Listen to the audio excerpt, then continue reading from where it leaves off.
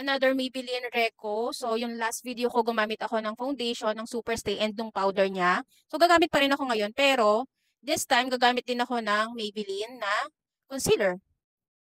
So, ito yung Maybelline Instant Age Rewind Eraser. And sobrang viral din ito dito sa TikTok. So, kung problem nyo yung talagang kailangan na talaga ng extra coverage, so try this. And ma-recommend ko din to sa may mga dark circles kasi talagang ang ganda ng coverage niya. Hindi kaya ng concealer, so I think kailangan muna ng color corrector. But ayan, dahil mag-makeup tayo ngayon, gagamitin ko pa rin tong Superstay, yung powder and yung foundation, and then yung ating concealer. This is Maybelline Superstay. Ang shade dito is 220. Kung acidic ka, like me, ayan, mag-one shade lighter ka. And then, ito yung ginagamit kong brush. So, ganyan lang. Pwedeng manipis na yung paglagay mo. Tingnan nyo to. O, diba?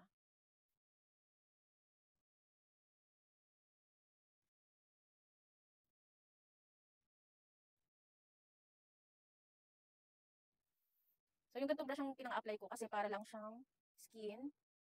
Compare pag yung brush na ang foundation or yung pinaka-sponge.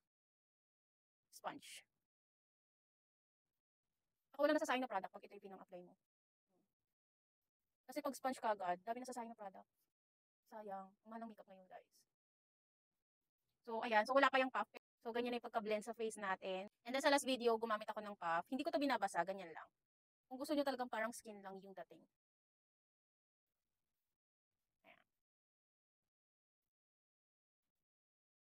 So, this is the before and after, di ba? Parang skin lang talaga siya. So, gamit tayo nito. Ito yung Maybelline Instant Age Rewind Eraser. Ginaganya lang siya. Para lumabas yung product. Ayan. Lagyan natin dito. Ayan. Tapos, kung hindi masyadong na-cover din, yung mga gusto nyo i-cover, lagyan nyo lang din siya ng ganyan. See? And then, gagamit ako ng ganitong brush para i-blend.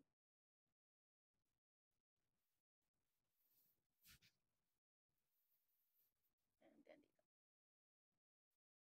So, gagamitin ko ulit yung puff para naman mag-blend siya sa ating pinaka-foundation.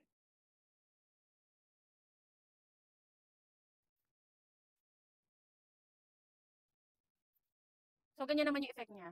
Ayan.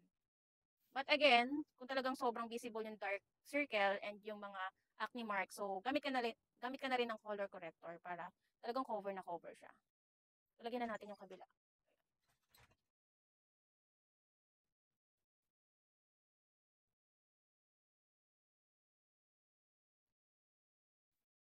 Ulit. So, tingnan niyo kaibahan ng meron tayong concealer sa wala. So, maglagay ulit tayo ng concealer dito.